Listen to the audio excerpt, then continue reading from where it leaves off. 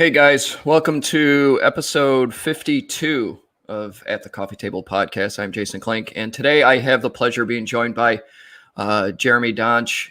He's a past chief of the Franklin Lake Fire Department in New Jersey and spokesperson, I guess you could say, for National Fire Radio, one of the founders of National Fire Radio.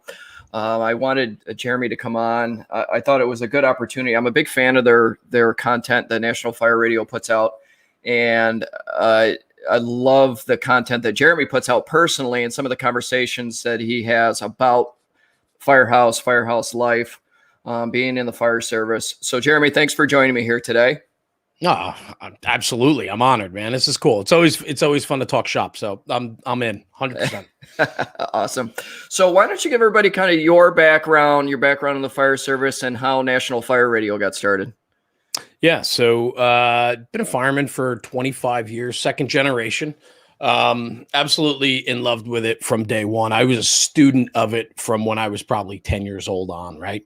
It was that, I consider myself very fortunate to be a second generation firefighter because that gives me the ability as a kid to be influenced by it. Right. And so growing up, it was the nostalgia of the badass guys that were, racing down the road, going to fires. And as a kid, it's just so impactful. And to be able to, watch my father be able to do that and it put him up on a pedestal, if you will, of just puts him above anybody else's father, it's just so cool. And so, that had a huge influence on my upbringing, had a big influence as to how I fell in love with the job and so on. And so fast forward, old enough to become a firefighter, volunteer, that is, I was able to get into the Firehouse. And from that point forward, it just really has shaped me and my life and my family's upbringing in life and the values that come out of it. And I pass on to my kids and my family. It's just an incredible experience. And it's very hard to explain that to people that aren't in this profession or whether career volunteer. And when I talk about the fire service, it's really, there's two, for people that aren't familiar, you have two types of firefighters. You have career, which is a paid responsibility. And then you have your volunteer side, which is, serving back to your community at no pay. It's done on your time and so on. So, right. So when we talk about it, I just talk about, firefighting in general and as the job, if you will, or the profession, and so on. And so I've been fortunate to be in a department that, takes great pride in being busy and active and aggressive fire department, and so on. So up through my whole upbringing and then into the Firehouse, I fell in love with it. And I'm more in love with it today, 26 years now into it. I'm more in love with the fire service today than I've ever been. And I turned 44 years old this year. And about 4 years ago, I said to my wife, 40 years old, I said, I really wanted to do something different for the fire service that I just thought there was a gap. And I said, it's always been a passion of mine and I wanted to turn it into more of a full-time thing for myself instead of just volunteering and going to fires and so on. And so she said, well, go after your passion. And so at that point, I really wanted to, I thought about different ways and I felt that the current market of how we talk about the fire service is very much steeped in tradition, but those traditions have changed. And if we don't change with the times, the message gets lost. And so what I was finding was there's a huge disconnect between the young and old, and the divide was getting greater and greater. And so we have to find ways. We have to be responsible in any industry, but in this case, the fire service, we have to find a way to bridge that gap between young and old, right? Old school technology and know-how versus the new school technology and know-how. And so, and somebody has to facilitate that conversation and somebody has to do that education. And so that's where I thought there was a big hole. And so, in 2018, I started National Fire Radio, which was strictly a podcast at the time, and some social media, but it was really a podcast that was started in my in-laws' garage with a makeshift studio. I mean, it was ridiculous, awesome. Right? We can get into all that too, but right. Excuse me. And so we start this podcast, buddy of mine, Rob Ridley, who is my partner in this, and then Sebastian Rollo and Tucker Daly, and the list goes on and on of people that have helped us over time. But Rob and I really, and Sebi, the three of us, from day one, I kind of hooked these guys into this, and they had no idea what they were getting in for. But when I get involved in something, I kind of just go. And what and what happened with this, truthfully, was the podcast started out, and I knew there was a gap. I'm sorry, my phones are in here. I knew there was a gap. And we weren't getting that message out. So the goal of the podcast, like in the fire service, we value the senior man, the guys that have been there a very long time. And we need to capture their stories, and then we need to share those stories and make them relatable to the new kids today, because that's how you continue the foundation that they laid.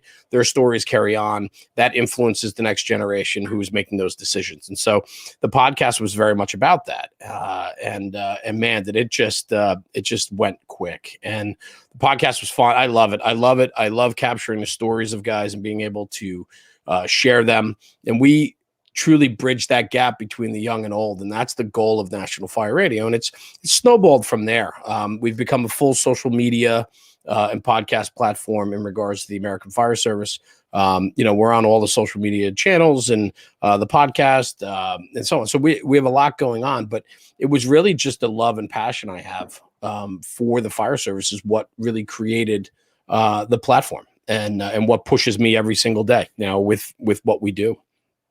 That's awesome. And listening to you talk, it makes me think, I think you and I are kind of cut from the same cloth, so to say. Same thing. I grew up in a firehouse. My father was a volunteer firefighter for 33 years, past assistant chief. And from the age of probably 12 or 13, I knew I wanted to be in the fire service. So I spent about 20 years in the Mattydale Fire Department, where I'm a past chief. Right. Retired from there. Spent 4 or 5 years as a DOD firefighter, trying to be a career firefighter. I went all up and down the East Coast taking civil service tests. Sure. I just wanted to be a firefighter. Sure. Got a job with the Federal Fire Service, and I thought it was pretty awesome. Tough work schedule even back then. Now we're talking like 2 decades ago. So I ended up starting a career with 911, but still in public safety. Sure. Then my last few years I spent in the Fairmount Fire Department before I hung up my helmet and gear for good. And my helmets became showpieces, I guess you could say. Right. But it's that, I like how you tell you, it's that same drive and the same motivation and wanting, trying to be the best. I think that's what you said. Your department's always looking for the way to try to be the best, to try to do the best. For sure. And, it has a lot to do with, the fundamental foundations of the fire service is all about them and not about us. Right. So when whether it's a career or volunteer, you're signing up for a very interesting profession, right? Yes. Because you're willing to lay down your life for somebody else. And as cliche as that sounds, right? It happens. It happens a lot. And and we put ourselves in harm's way every single day for complete strangers and people we don't know. And there's just something about that, because it's not for everybody. And a lot of people really can't fathom or understand what goes into that. Right. And so for that part of it, that kind of creates the culture of who you are. Right. And then the influences you have. I grew up understanding this, calling, if you will. I understood the sacrifices my father made and the birthdays and holidays he wasn't at, and and the late nights at the fire, and then going to his real job the next day. I understand that, and I live it today. And so it's not for everybody. But what that does is that lays a serious foundation. And I think for me, that upbringing has really made me who I am today. It's been incredibly impactful and influential on me. And I wouldn't have it any other way. And with that comes the value of service, the value of respect for others, the value of compassion. There's so much wrapped up into all of this. And it really is like the full, the full package, if you will. And it's impactful for sure. It affects your every day. Absolutely. And I grew up idolizing and watching the guys that my father worked side by side with, and the hours and days they would spend at the firehouse training and taking care of the equipment and just finding ways to do business better. And that instilled in me that sense of service, that sense of drive in the fire service. And it me and some other guys that I had, guys and girls that I had, grew up with in the firehouse, we all watched this and took it to heart, and took it and ingrained it in our own work ethic when it came to our turn to work in the firehouse. And for sure. It's just one of those things that, and now that I'm one of the old guys, at 47, I'm one of the old guys. I see some of the kids that I had the opportunity to train as they were young firemen. They were coming up, and now they're station captains, and I get a sense of accomplishment from that. But then I turn around and the volunteer fire service here in upstate New York, I don't know about downstate, but upstate, it's in a tough way. The volunteers just aren't there anymore. There's a lot of relying on the department next door or departments next door in order to get the job done. It's everywhere. Have you noticed that same kind of shift since we started, 25 years ago? But 25 years ago, we were also having the same conversations too. Yeah. Right. Yeah. Like, and so, it's funny because you consistently hear the same conversation over and over and over. And what it comes down to truly is, what are you doing about it? Right. The culture, the type of department you have, and the culture you have set forward. For myself with National Fire Radio, I travel all over the country. We see different fire departments in all different states. We see career, we see volunteer, we see paid on call, you name it. We've done it. We've documented it. We've talked to people and so on. The volunteer fire service in the United States is suffering. Yes. Big time. And it's not a regional thing. It's all over. And it could be from your affluent communities down to your very tough inner cities that still maintain a volunteer service, right? And everything in between. It doesn't have so much to do, in my eyes, it doesn't have so much to do with the demographics of the area. It has everything to do with time. Yes. When you start thinking about conversations of, when you engage somebody, what do they always complain about? They don't complain about money, really. I mean, everybody would love to have some more money in their pocket, but, nobody complains about money. They complain about time. I just don't have time. Yep. I'm running out of time. I owed you a bio for this show today. It took me 3 weeks to get it to you because it's, like everything in life, right? You have to prioritize because we're so inundated. And today more than ever, I think we are truly busier because we're more engaged on a higher level than we ever used to be. When people worked, I mean, when my father used to work, he'd come home from work and he'd turn it off, right? Like you have that separation. You no longer in today's society have a separation from anything. Right. I mean, you're always engaged. This device right here, which is probably the most influential, invention ever. Right. Yes. What this does, though, is this now holds us accountable 24 hours a day. Right. And so you don't have the ability to turn it off. And so where I'm going with this is that times have changed. People's priorities are different. A lot of, years ago, Main Street USA, July 4th parades and civic-minded people, it's because they were able to compartmentalize lives. And so they had that time because nothing else was filling the gaps at the time. And now you don't really have gaps anymore because when you do have a 5-minute gap, it's this. Right. Yes. It's you're staying engaged more. And so for me, the way I view it is very simply this, that civic-minded, more spare time, and true. I mean, economics have something to do with it. 2 jobs, kids have sports. I find a lot of guys in my area, as they develop and grow up with families, their time dwindles because obviously they want to spend more time with their families and their children, and then sports and activities, and the list goes on and on. Right. Yep. But at the end of the day, that is truly what I think is affecting the volunteer fire service in the country is time. Yep. We talk, they talk a lot about, the training, we require more than we ever used to and things like that. And I'm not a proponent of saying, we need to reduce training or anything else. I think you need to be in a profession like this. And again, profession, whether you're getting a paycheck or not, it's a profession and you need to be proficient 100%. And you need to have top shelf training. Times have changed. our environments have changed, fires have changed, building construction has changed. Everything changes over time. So you have to stay current. So the training is just part of the aspect of time.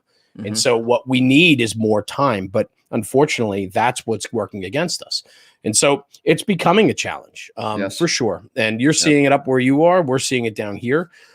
What it takes is proactive, forward thinking by the leadership and the members to admit there's a problem, and then you go find a solution. And I think that's the biggest hang up with the fire service is admitting there's a problem, admitting there's an issue, and doing something to fix it. Head in the sand all the time. Change in the fire service comes slow. Every fire department in the U.S. hates change. It's slow to come by. I recognize we hate change, but we want change. We want change. Which is the funniest thing, right? 100 years of progress being impeded by tradition. Right. Of course.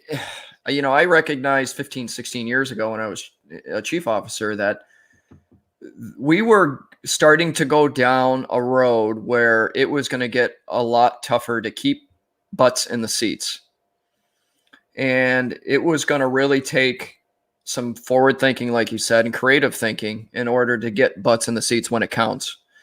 There's some departments around me that have done really well with it. They have bunk-in programs and live-in programs and benefits to the members to be in the fire station. So there's some departments around me that do super good at it.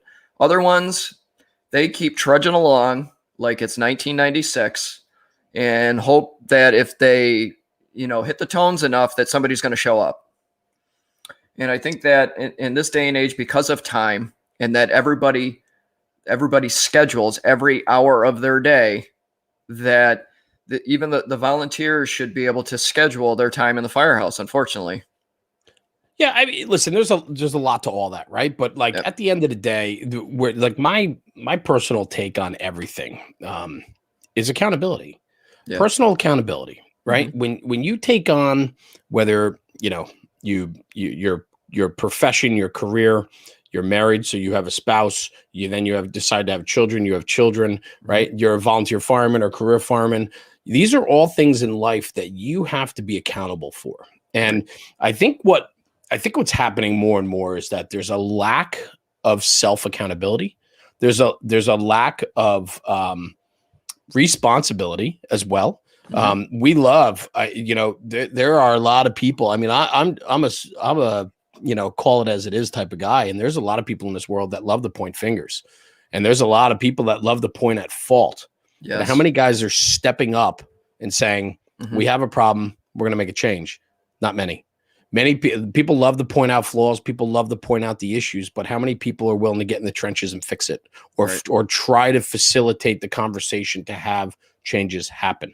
And so that comes down to the accountability, right? That comes down to, you're the chief of a department that's not being progressive and proactive at recruiting and retaining members and addressing the problems.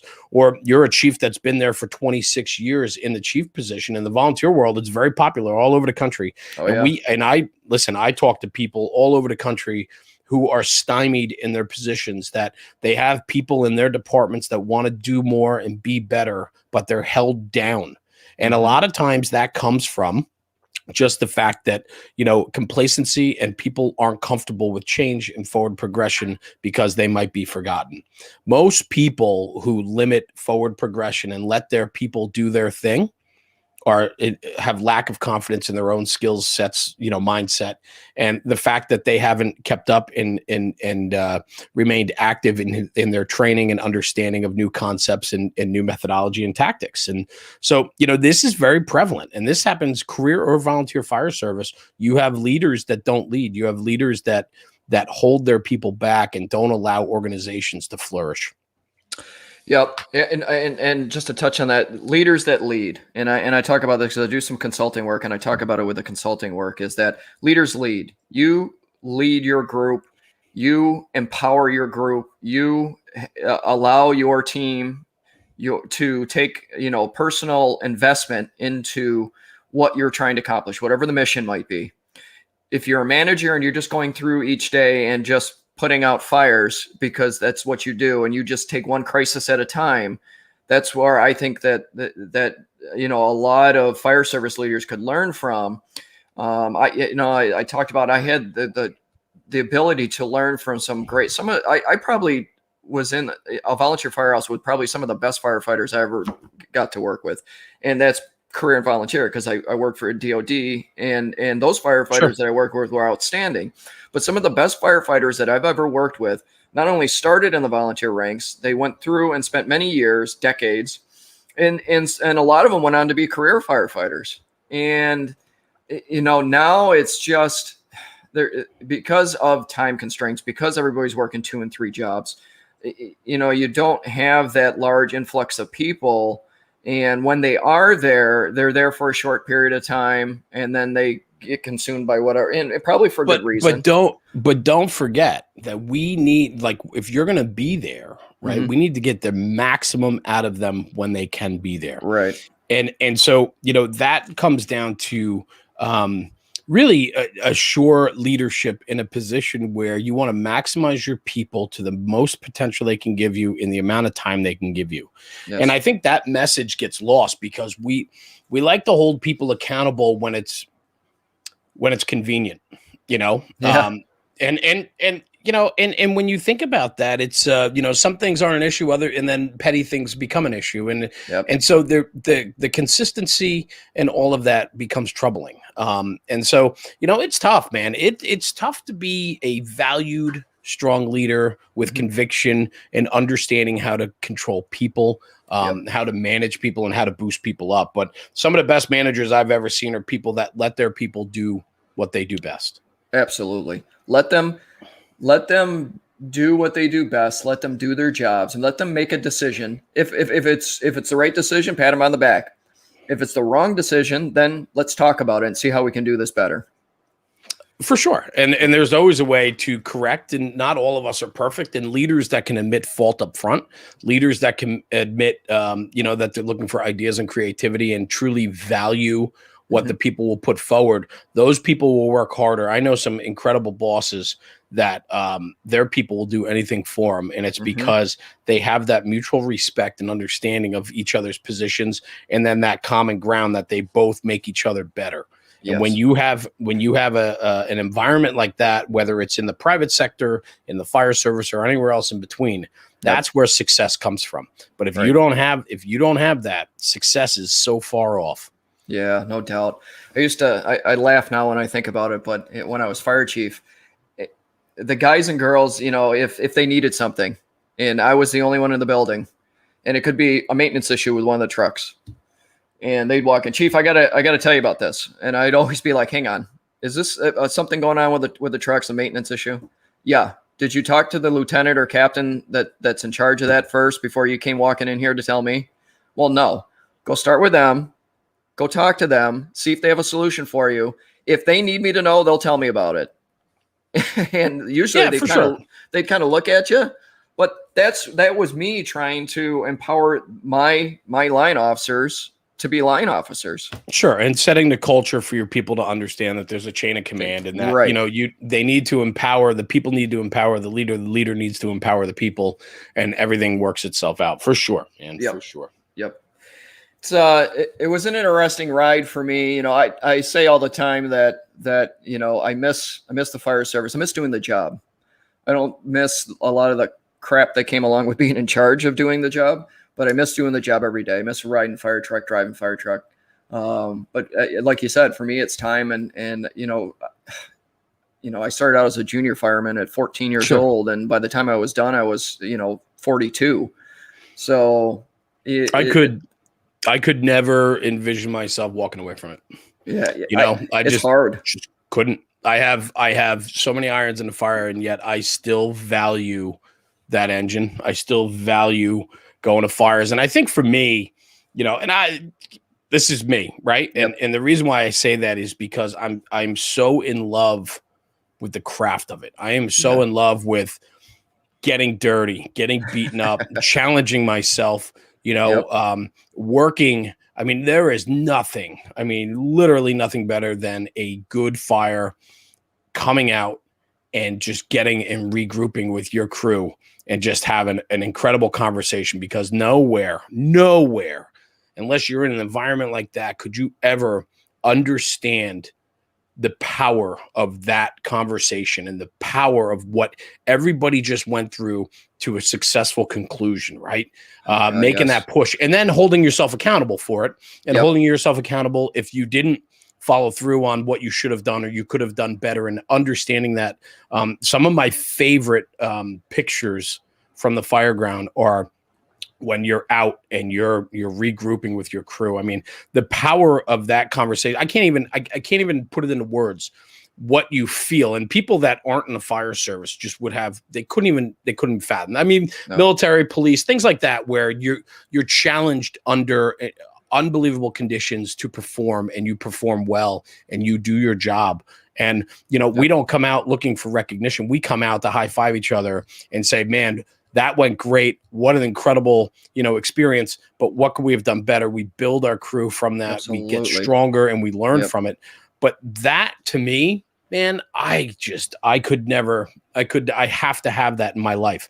And that's what pushes me, man, because that's the challenge. I mean, I enjoy everything else I do in life. I mean, don't get me wrong. I have a lot going on, but man, there is nothing better than to first do fire and going to work and everything that comes from that.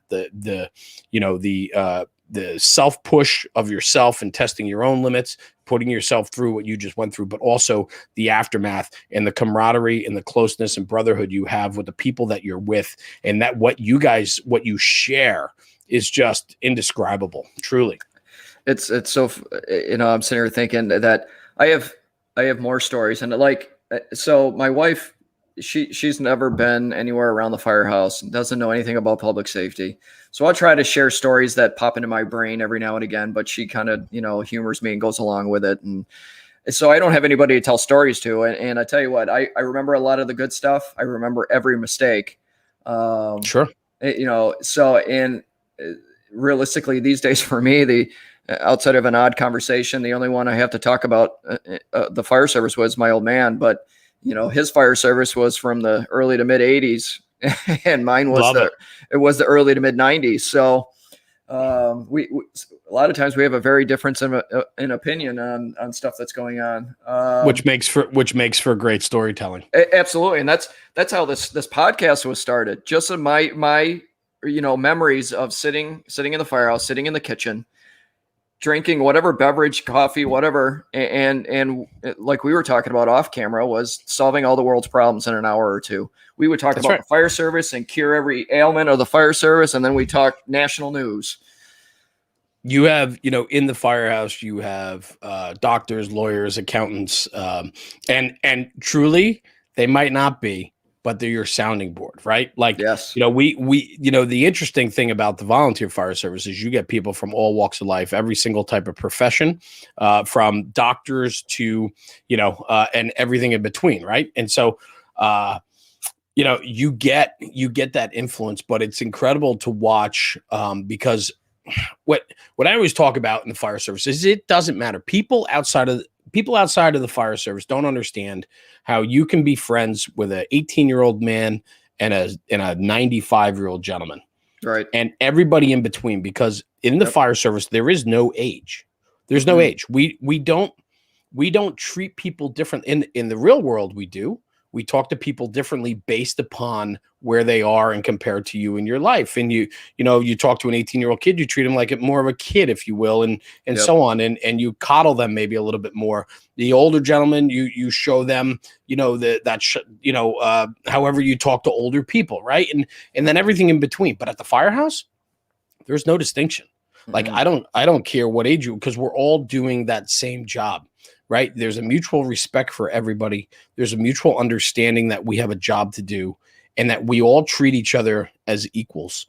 And, with everything going on in this world, it's funny for me as a fireman to sit here and go what the fire service, I don't know. I mean, everybody is the same person in my eyes. Like, you don't distinguish between race, ethnicity, religion. It's not even a question. No. Right. It doesn't even come up. Right.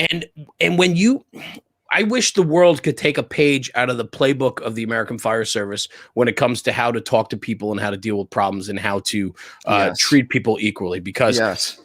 for so long in a profession where, at the end of the day, as cliche it is, it might be your last alarm. You put yourself in harm's way, right? Yep. Almost, daily. And so, what happens is like, we don't have time for all that nonsense in between. And so, not that we're perfect, not that the fire service is perfect, but man, for a long time, we've understood that whoever you are, it doesn't matter, because when that bell goes off, there's one job that has to be done. Yep. And I don't care who you are. I don't care what you look like or what you believe in. All I care about is you're going to be where you need to be when I need you to be there, because the team makes the job go. And so, true. Yeah.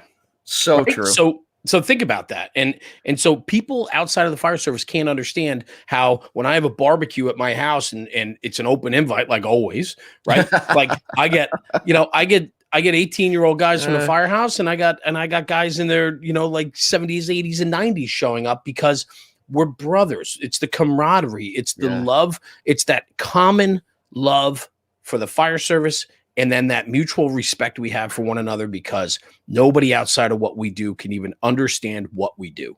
And so that part of it, to me, is the world. And I cherish that to no end. And so that's where, to bring it back around a little bit, that's what National Fire Radio really is all about, is sharing that passion and educating young and old about how important it is to take care of one another, to look out for one another, and to make this job continue to be the best thing ever.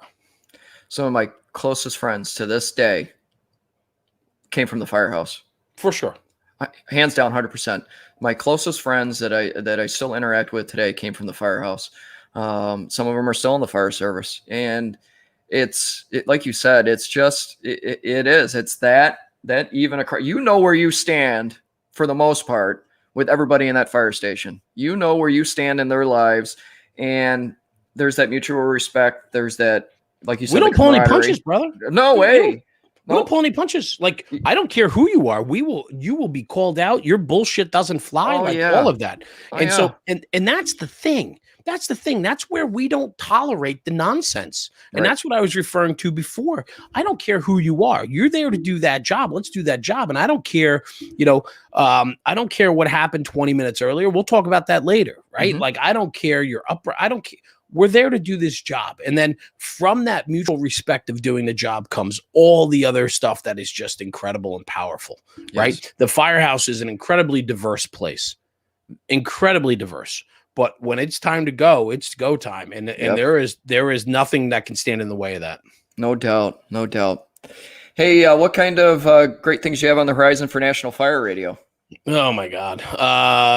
We're starting to travel again. So we got some trips coming up. Part of what we do with National Fire Radio, outside of the podcast and the social media hacks and things that we do. And when I say hacks, we love to share tips, tricks, and hacks within the fire service. So, whether you're in California, Alaska, Iowa, Texas, New Jersey, it doesn't matter.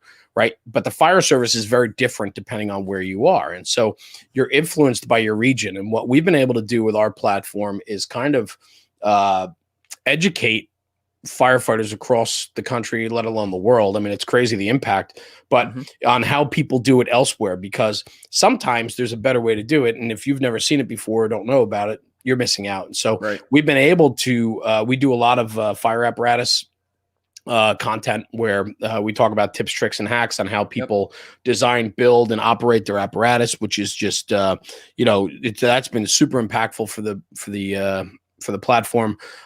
We do a lot of work with different manufacturers. So what we found very early on is that in this industry, a lot of the manufacturers are struggling to build creative that is appealing to the fire service and firefighters. A lot of it is polished corporate marketing and ad space that really nobody cares about. And it doesn't really sell the product or educate the consumer. And the consumer is me, you, and everybody else that uses it, right? So we work in conjunction with different manufacturers, building creative for their marketing teams so that they can kind of market and advertise from the inside out instead of from the outside in. And so that's been very good. We have some big projects coming up with that in the next few months. We do a lot of conferences. We we like to see what's going on out there. We get invited to different conferences and do live podcasting and educational pieces and social media for different conferences. Some of my favorite stuff is moderating. I love to moderate roundtables. Nice. We do an event called the On Tap series, which is where we take over, we'll take over a tap house or a bar. You got a cover charge to come in, and we bring in an internationally recognized speaker. And instead of learning in a classroom setting, we turn it into what we call a brotherhood event with live podcasting, bagpipes playing, and then we get a live speaker for about 45 minutes to an hour to, give that educational piece. And then the rest of the night is just a celebration of friendships and fellowship and brotherhood. So those events, unfortunately, during COVID really got put on the back burner. Right. But we're firing those back up as things are starting to happen again.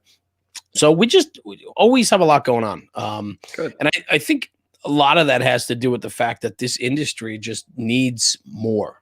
Yes. Something that's really cool for me is that when we started what we do 3 years ago, there wasn't a lot of extra influences in the fire service. There were your main couple channels and platforms that had big influence in the service, but there wasn't much happening underneath that on the channels that matter.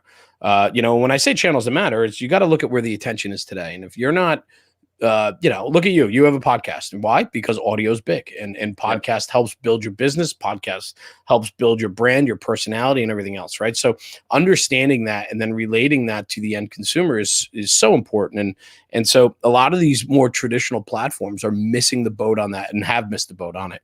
And unfortunately now it is for a lot of them is playing catch up and it's too late. And so the environment's changing in the American fire service very quickly. And a lot of people haven't even recognized that yet. And so what's happening is that it's left a lot of opportunity on the table. And so, anywhere where we can be to spread the word, get the message out there and create a presence is super important to me because our message is on point. And it's very much, we are protecting and capturing the traditions and cultures of the fire service. And that to me is more important than anything. Tactics are important. Understanding how to train correctly. And so when we do go to work, we know and have the skills to do so, hugely important. But we can't let the institution of the American Fire Service dwindle because we're not doing our part to make sure we're pushing that ahead. Right. Yeah, so super important for us. And that's the mission. That's always been the mission. And that will continue to be the mission for a long time to come. That's awesome. Are you on Clubhouse? I am. Love it. Yeah, it's a cool. It is a game-changing platform. Yes. I moderated one last night, and it was just incredible. I'm putting a lot behind it.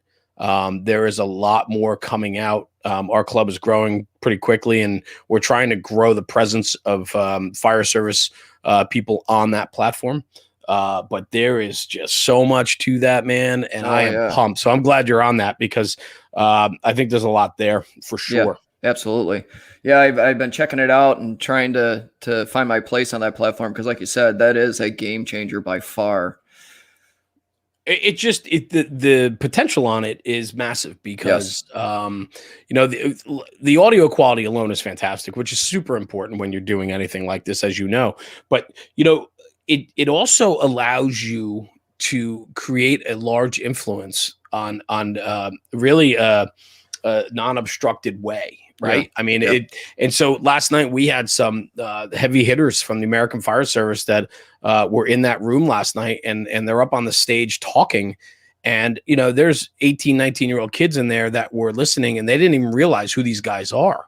And so we can build a platform out where we can really capture the essence of who these bricklayers were in the fire service and share that. And these kids, if they didn't go to a conference or a chance encounter, would never have the ability to engage these fire service leaders. Right. And now on the Clubhouse platform, man, dude, like these kids can dial in, ask a question, and talk to some of the biggest names in the fire service from the comfort of their recliner. It just think about that. The potential on that's massive. So I love the platform. We're building it out I host an open mic series on it, which is pretty cool. And so, that type of content, man, you're going to see more of that. And that's the type of stuff that, people got to be in tune with. You got to be able to pivot. You got to be able to, I enjoyed COVID as much as it limited our travel. I enjoyed it because it kind of shook the American Fire Service in regards to the business end of things. It kind of set some people apart. There were hustlers that found and pivoted and found ways to produce content and continue their brand building, while others just packed it up for the year and wrote it off and said, we'll be back next year when things get better. And guess what? I mean, here we are in 2021 and we're in March. Things are getting better, but they're not there yet. And so, all these people that packed it up, see ya. You guys are going to be 18 months behind before when you get back out on the field. So COVID was the reason I started this podcast. There you go. It was the reason I finally decided to take that jump off the cliff. Cause I don't know, I've said it before. I don't know if I would have started if I was still, doing other busy work that, it gave me the opportunity to start now it's hard to believe I'm 52 episodes into it. That's awesome, man. Congratulations. That's great. It really. So I appreciate taking the time. I value your time, and I think we could sit here and talk shop for 2 hours. But I value your time here today. What's the best way for people to connect with you as far as social or otherwise? Yeah, very easy. We're on all over social media platforms, Instagram, Facebook, YouTube, you name it. We're out there. It's just National Fire Radio. Email, if anybody wants to get a hold of me on email, it's just nationalfireradio@gmail.com. Kept that nice and simple. And so on. And you can go on our pages and you can find where we are, and we're very approachable. Authenticity and engagement is massive. We're transparent. We're 100% authentic. And at the end of the day, I try to answer, as many in all, if I can, DMs and emails and so on. So, and that's super important because I do appreciate every single person that we could potentially impact is so good for the job. It's so good for the fire service. And so for me, it's incredible. The amount of people that reach out. I mean, we get people daily asking for advice and looking for opportunities and all this. And so it's healthy and it's good. And, the fire service is good. And I'm just such a proud supporter of it. And I love being heavily involved in it. It's just been awesome. That's great. Well, like I said, Jeremy, thanks for taking the time to speak with me here today. I think, anybody that's involved in the fire service can pull a lot of value out of what we discussed and talked about here today. Awesome. And I hope that hopefully we can do it again here in the near future. I'd love to be able to bring you back on. Yeah, man, it would be great. We can certainly line that up, and I wish you much success with your podcast and keep pushing, man, because the world needs more of this. So it's good. Absolutely. Cool. Great. Give me your signature sign off. Jeremy, National Fire Radio. With that, everybody, take care of yourselves. Take care of each other. Have a great day. Take care, brother.